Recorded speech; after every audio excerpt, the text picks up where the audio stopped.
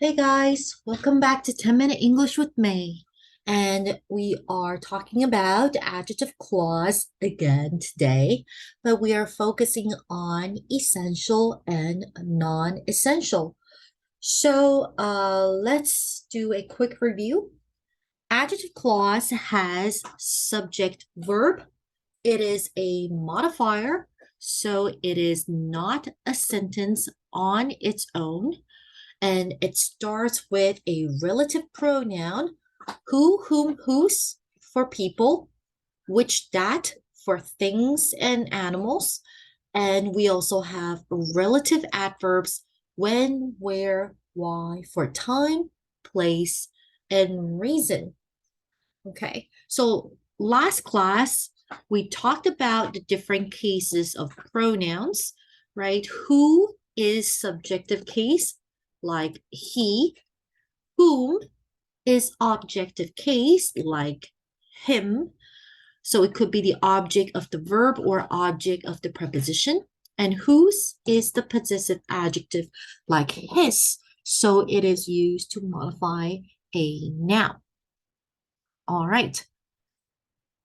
So in the following sentences, let's try and identify why the adjective clause is essential or non-essential. So first, let's take a look at which ones have commas. So for number one, we can see the two inserted commas. So that means it is non-essential. Number two has no commas, so that is essential. Same goes for number three, that is essential. And number four, we see that there is a comma here. And of course, because the adjective clause comes at the end of the sentence, so there is only one single comma, but it is non-essential. Number five, no commas, that is essential. And number six, we see a comma. Again, like number four, it comes at the end of the sentence. So there is just one comma and then, of course, period, non-essential. Okay, so let's first take a look at the non-essential examples.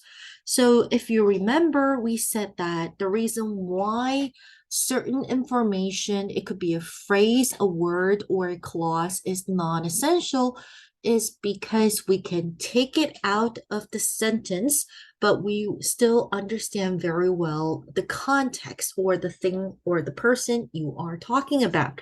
So a lot of times it would be proper nouns because proper nouns specify a specific person. Like in sentence one, Dr. White. So if you try to cross out this non-essential adjective clause, right, Dr. White is leaving the university. So it's very clear who is leaving the university. Same thing for number four, right? The boy shared his baseball cards with his cousin. So in this case, the non-essential adjective clause can be crossed out, but we would still know the boy is sharing with his cousin. But keep in mind that a lot of times it depends on the context as well. So in this context, we can naturally assume that the boy only has one cousin. So that is why the adjective clause is non-essential. In the case where he has multiple cousins or even just two, that would need to be essential. All right. And let's take a look at number six. So again, you can see during World War I, air power played a limited role, but its potential was recognized by General Billy Mitchell. So that is a proper noun. So we can cross out the adjective clause, but we will still know who we're talking about, or rather whom we're talking about.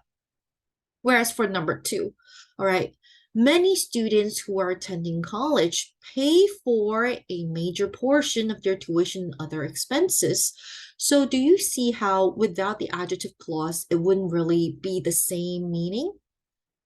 If you cross out the adjective clause, we will be talking about many students. It could be students going to kindergarten, preschool, elementary school, high school, public school, private school. So, I mean, for public schools and for elementary school, you probably don't really have to pay a lot of money, right? So in this case, we're kind of restricting to a certain group of people. So that is why we also call essential adjective clauses restrictive adjective clauses, right? Whereas non-essential is non-restrictive. Okay, and for number 3, gardening is therapeutic for those who enjoy working in the yard and who have time for a hobby. So do you see how this is also restrictive as well? If you cross out this adjective clause, it would mean that gardening is therapeutic for pretty much most people. But no, we are limiting the situation scenario to a specific group of people because only people who enjoy working in the yard would find gardening therapeutic. For me personally, I would find it very, very annoying, very tiring, stressful, right? Okay, so for number 5, during the last 10 seconds, the player who was the poor shooter on the court sank a 3-point basket, right? So if you take out this adjective clause, we can not tell which player you're talking about, and there are simply too many players on the court, right? So we are identifying a specific person. So as you can see here, we need to use essential or restrictive adjective clause when without that adjective clause, there might be confusion, or when we are actually referring to a specific group of people, not most people. Okay, so let's take a look at our example sentences.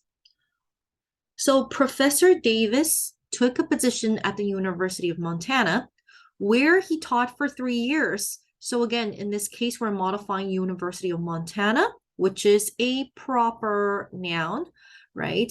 So the where he taught for 3 years is non-essential, and hence the comma at the end. Okay, and remember, since we're referring to a place, we need to use relative adverb where.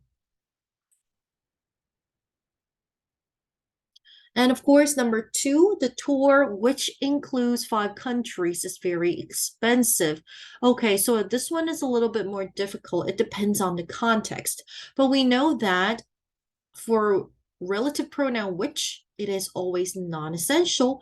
So we can assume that in this case, we're only talking about one specific tour. So they're not different tours that would cause confusion.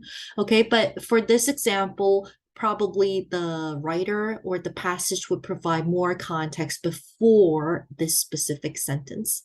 Okay, so just a quick reminder, which is always non-essential. That is always essential.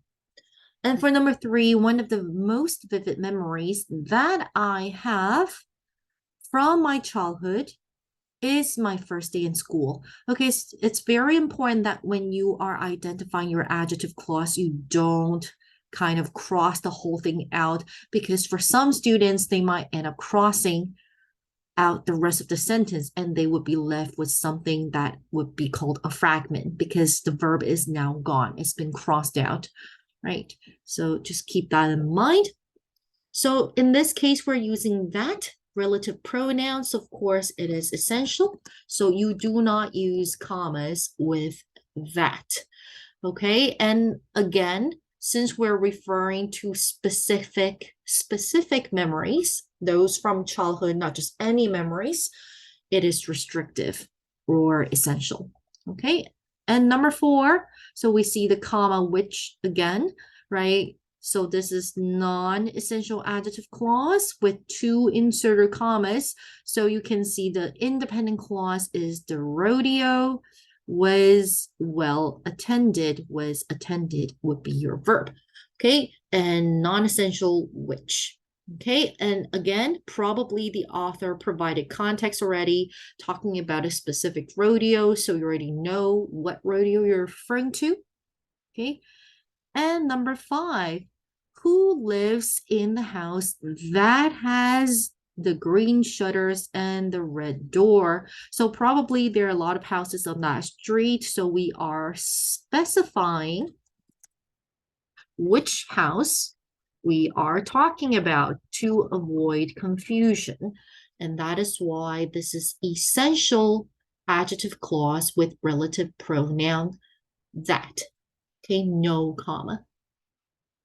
All right, so that is it for essential and non-essential or restrictive and non-restrictive adjective clauses. See you next time. Bye-bye.